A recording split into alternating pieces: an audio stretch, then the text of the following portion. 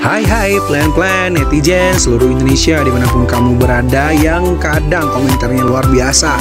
Ketemu lagi bersama dengan kami di Yeni Channel. Pastinya channel yang sangat informatif dan juga akan menambah pengetahuan Anda. So, kali ini jangan kemana-mana, kita akan membahas topik-topik menarik yang ada di seluruh dunia. Siapa sih dari kita yang tidak mengenal batik? Semua pasti tahu kan tentang batik? Batik merupakan warisan nenek moyang bangsa Indonesia yang sudah ada sejak dulu kala. Batik adalah seni menggambar di atas kain sehingga membentuk pola-pola yang indah. Dan 13 tahun silam, tepatnya tanggal 2 Oktober 2009, UNESCO telah menetapkan batik sebagai warisan kemanusiaan untuk budaya lisan dan non-bendawi atau Masterpieces of the Oral and Intangible Heritage of Humanity. Hal ini menjadikan setiap tanggal 2 Oktober diperingati sebagai Hari Batik Nasional. Seiring berkembangnya zaman dan semakin banyak permintaan pasar akan batik, banyak sekali bermunculan berbagai macam kerajinan yang terbuat dari batik seperti tas batik, kaos batik, sweater batik, dan lain-lain. Jenis dan coraknya pun semakin variatif dan kreatif, sehingga batik ini dapat diterima berbagai kalangan dan dapat dipakai untuk acara formal dan non-formal. Batik merupakan satu warisan budaya Indonesia yang patut kamu lestarikan. Kita semua kali. Satu caranya adalah dengan bangga mengenakan batik. Motif dan model busana batik ini kian beragam, sehingga kamu tak perlu bingung memilih setelan ketika datang dalam suatu acara. Batik tidak lagi sebagai busana formal saja. Batik juga dapat dikenakan ketika suasananya santai, tergantung seberapa leleh kamu memadukan gayamu. Nah, berikut ini adalah beberapa ulasan mengenai batik versi Yeni Fakta. So, jangan kemana-mana, tetap stay tune di channel Yeni Fakta, karena bersama Yeni Fakta kita akan mendapatkan informasi dan pengetahuan dari seluruh dunia.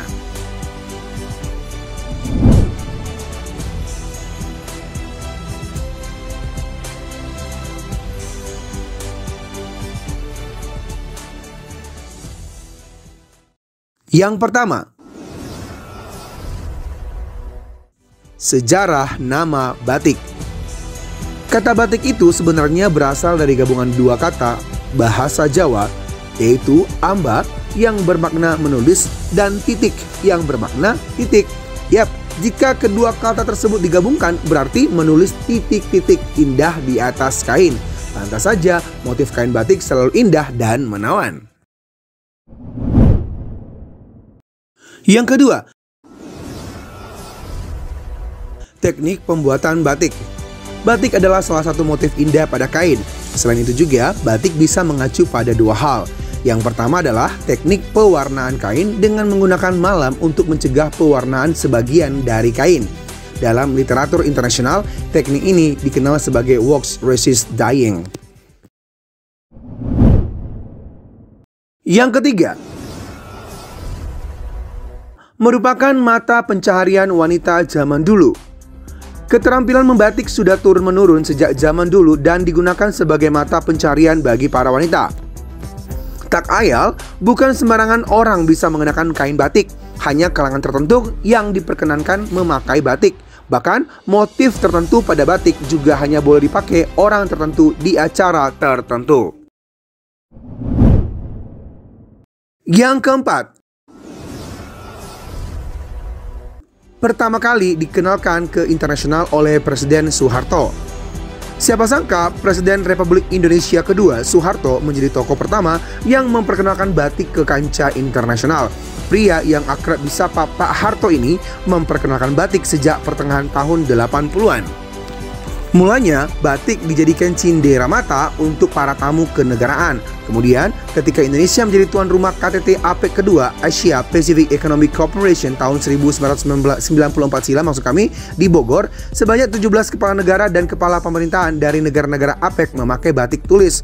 Batik tersebut dibuat khusus dengan corak yang melambangkan simbol negara masing-masing, ditambah dengan sentuhan etnis Jawa. Tak sampai di situ, Pak Harto juga mengenakan batik ketika menghadiri konferensi PBB. Karena banyak diliput media asing, batik pun semakin dikenal dunia. Yang kelima, nama-nama proses pembuatan batik selalu diawali dengan huruf N. Pembuatan batik tentunya melalui proses panjang. Ada 11 rangkaian proses hingga batik siap digunakan. Nah, dari 11 sebutan, 10 diantaranya diawali huruf N. Berikut prosesnya. yaitu nyungging atau membuat pola motif batik di atas kertas. Kemudian japlak, memindahkan pola dari kertas ke kain. Ngelowong, melekatkan malam di kain dengan canting sesuai garis pola. Ngiseni, memberi motif isian atau isen-isen pada motif yang sudah dilekatkan dengan malam. Nyolet, mewarnai motif bunga atau burung dengan kuas. Mopok, menutup kain yang dicolet dengan malam, yang dibarengi dengan tahap nembok, menutupi bagian dasar kain yang tidak perlu diwarnai. Kemudian ngelir, melakukan proses pewarnaan kain secara menyeluruh. Ngelorot, merupakan proses pembilasan yang dilakukan 2 tahap, yaitu di pertengahan dan akhir dengan cara merendam kain di air mendidih. Ngerentesi, memberikan titik menggunakan canting berjarum tipis. Nyumri, menutup bagian tertentu dengan malam. Dan terakhir nyoja, mencelupkan kain dengan warna coklat atau sogan. Yang keenam, penyumbang devisa besar bagi negara. Bagaimana tidak, penggemar batik bukan hanya dari domestik, tapi juga mancanegara. Terbukti, banyak tokoh luar negeri mengenakan batik. Mereka antara lain Nelson Mandela, Kate Middleton, hingga Heidi Klum. Bukan itu saja, para perancang kelas dunia seperti Diane Von Furstenberg, Burberry Porsum, Nicola Miller, dan Dries van Noten juga memanfaatkan kain batik untuk busana rancangannya. Nah, salah satu negara pengimpor batik terbesar yakni Amerika Serikat, disusul Jerman, Jepang, dan Korea Selatan. Tak ayal, batik akhirnya menjadi salah satu penyumbang devisa negara dengan nominal besar. Yang ketujuh, konfrontasi dari pihak asing. Potensi berkembangnya batik yang sangat besar menjadikan batik diburu sebagai budaya luar. Salah satu negara yang mengklaimnya adalah Malaysia. Sebelum diakui UNESCO, Malaysia sempat memasukkan batik sebagai warisan leluhur mereka. Yang kedelapan, zaman dulu berpuasa dahulu sebelum membuat batik. Pada zaman dahulu, di masa batik masih dikerjakan secara manual dan tradisional, terdapat fakta menarik yang jarang diketahui oleh generasi milenial zaman sekarang. Masyarakat Jawa pada masa itu masih memiliki kepercayaan bahwa doa dapat dipanjatkan melalui goresan malam di atas kain. Oleh sebab itu, sebelum mulai membatik, banyak pembuat batik masuk kami yang berpuasa terlebih dahulu dan melanturkan doa-doa serta harapan tertentu. Dan hal ini menjadikan batik menjadi sesuatu yang lebih istimewa. Demikianlah ulasan mengenai batik versi Yeni Fakta. Semoga ulasan kali ini memberi informasi dan pengetahuan tambahan untuk kita semakin lebih baik. Jangan lupa untuk subscribe, like, komen, share, dan tonton terus channel Yeni Fakta. Karena bersama Yeni Fakta, kita akan mendapatkan informasi dan pengetahuan dari seluruh dunia.